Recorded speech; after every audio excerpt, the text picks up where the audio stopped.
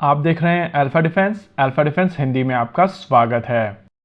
आज के इस वीडियो में हम लोग बात करेंगे S-400 ट्रायम्फ के बारे में। आप सभी को पता है रशिया और यूक्रेन के बीच में एक कॉन्फ्लिक्ट चल रहा है और इस कॉन्फ्लिक्ट के दौरान बेलारूस की तरफ से रशिया को सपोर्ट किया जा रहा है। लेटेस्ट इवेंट में बेलारूस में डिप्लॉयड S-400 ट्रायम्फ ने यूक्रेन में उड़ रहे Su-27 फाइटर जेट को मार गिराया था और ये इवेंट हिस्ट्री में एक काफी बड़े इवेंट के तौर पर जाने वाला है।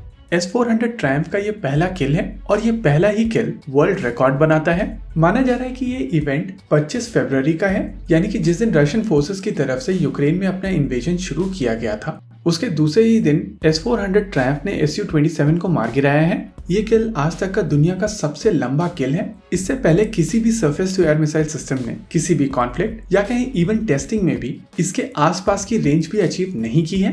रिपोर्ट्स के हिसाब से ये S-400 ट्रायम्फ बेलारूस के बॉर्डर के काफी अंदर था और वहां से इस surface to air missile system ने यूक्रेन की कैपिटल सिटी कीव के आसपास उड़ रहे Su-27 को मार गिराया है। माना जा रहा है कि इस S-400 ट्रायम्फ और Su-27 के बीच का डिस्टेंस 150 किलोमीटर से भी ज्यादा का था।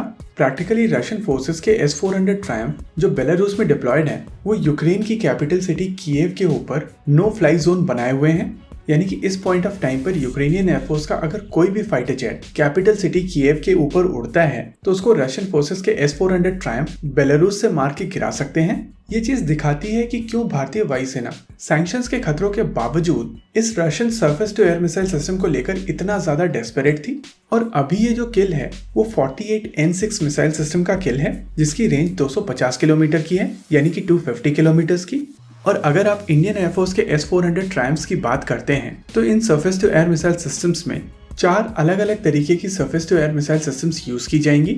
ये मिसाइल सिस्टम्स होंगी 9M96E जिसकी रेंज 40 किलोमीटर की है, 9M96E2 जिसकी रेंज 120 किलोमीटर की है, 48N6 इसमें 2 वेरिएंट्स आते हैं E2 और E3 इसकी रेंज 250 किलोमीटर की है, और 40N6E इस मिसाइल सिस्टम की सबसे लंबी दूरी की इंटरसेप्टर मिसाइल होगी। इसकी रेंज 400 किलोमीटर की है। और अगर कॉन्टेक्स्ट में डालने के लिए आप इसको इंडिया पाकिस्तान के मैप में प्लॉट करने की कोशिश करेंगे तो आपको समझ में आएगा कि अगर एक लॉन्चर जम्मू कश्मीर के गुलमार्ग में है तो वो पूरा पाकिस्तान तो छोड़िए अफगानिस्तान के जलालाबाद तक का कवरेज प्रोवाइड करेगा। आप सभी को याद होगा कि जब S-400 ट्रायम्फ इंडिया को डिलीवर किए जा रहे थे तो बहुत सारे लोग इंडिया के चारों तरफ 5 गोले बनाकर इसके कवरेज को लेकर बात कर रहे थे। क्योंकि भारतीय वायुसेना 5 स्क्वाड्रन में S-400 ट्रायम्फ्स को अक्वायर कर रही है, इस वजह से भारत के चारों तरफ 5 गोले बनाए जा रहे थे। लेकिन यहाँ पर यह समझना काफी जरूरी है कि S-400 ट्रायम्फ केवल लॉन्चर नहीं है। आमतौर पर जो फोटोग्राफ आप हमेशा देखते हैं, यानी कि ट्रक के पीछे 4 लॉन्चिंग ट्यूब, ये केवल एक सिंगल लॉन्चर है। और प्रैक्टिकली एक पूरे S-400 ट्रायम्फ में कई कंपोनेंट्स होते हैं। इसमें early warning radar, high altitude radar, low level radar, mass mounted radar और फायर कंट्रोल रेडार होते हैं। इसके अलावा एक यूनिट में 2 बैटरीज होती हैं और हर बैटरी में 4 लॉन्चर्स होते हैं। इंडियन एयरफोर्स की एक रेजिमेंट में 2 बैटरीज होंगी, यानी कि एक रेजिमेंट टोटल 16 लॉन्चर कैरी करेगी। और उस हिसाब से जो हम लोग 5 गोले बना रहे थे 5 रेजिमेंट्स को डिपेक्ट करने के लिए, वो प्रैक्टिकली 16 गोले बनेंगे केवल एक रेजिमेंट को डिपेक्ट करने के लिए। ओवरऑल इस समय ये कहा जा सकता है कि S-400 Triumph combat proven system है। साथ ही साथ इस मिसाइल सिस्टम के नाम पर आज तक का सबसे लंबा किल भी अब मेंशन किया जा चुका है। वैसे ये सिस्टम चाइना के पास में भी अवेलेबल है, लेकिन इंडिया चाइना के कॉन्टेक्स्ट में जहां पर कॉन्फ्लिक्ट होने के चांसेस हैं वो एरिया है लद्दाख, और वहां पर इतनी लंबी दूरी की surface to air missile system का एप्लीकेशन नहीं बनता है क्योंकि टेरेन कुछ इस तरीके की है।